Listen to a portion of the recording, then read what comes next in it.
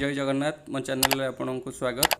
काली गोटे बड़ साप धराला जोटा कि आम नाग साप कहते। तो से काली बहुत समय अपेक्षा करूँ काले कड़े पलैब बुलूला पलैब बोली अपेक्षा कर रही सी गोटे बस्ता गुड़ा आम चिप्स बस्ता था से बस्ता पछपटे रही जाता। तापर आम स्नेक हेल्पलाइन को फोन कलापर से मौसा आसी मौसा आसला साप को बहुत इजिली से धरिले से एत सहजरे धरिले पछपटू नाजर को धरिले मु तो पूरा डरी जाइली। मुझे कहली काले कामुड़ी दब देखला मौसा पाखे से माने 52 वर्षर अभिज्ञता। तापर से साप धरला साप स्टिक की कामुड़ा बहुत चेष्टा करुच्ची कारण सापर सेटा प्रकृति आउ कष्ट हेल्ले से कामुड़ तो सी न कले से छोट छोट जीव मानू खाइब केमती पुणी सी पुणी बंचब केमती तो सी कामुड़ी तो आपड़ केबे भी यही चेष्टा करेंगे साप को धरने कारण आपन पाखे जब अभिज्ञता ना आप स्नेक हेल्पलाइन को फोन करेंगे से आसिक साप को आप जोटी भी साप आप घरे था कि बारीपटे था कौट पशि जाइए घरे तो से उद्धार करदे।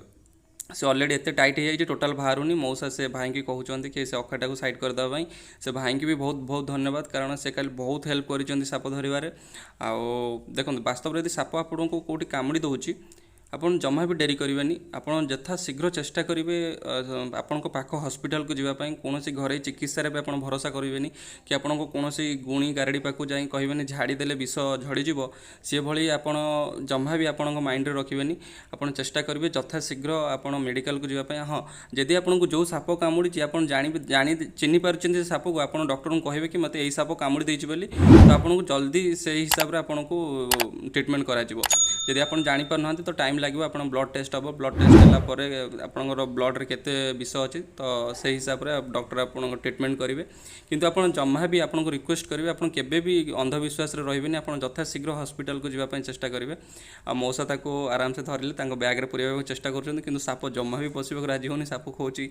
मत छाड़ मुझे बाहर को पलैबी मौसा कहले नहीं जंगल में छाड़े। देखो पिठरे गोटे चक्र जमी कहते नाग साप पिठरे थाए तो ये साप पिठरे भी थिला मौसा कहले ये बहुत छोट साप मु भाविली ये बहुत बड़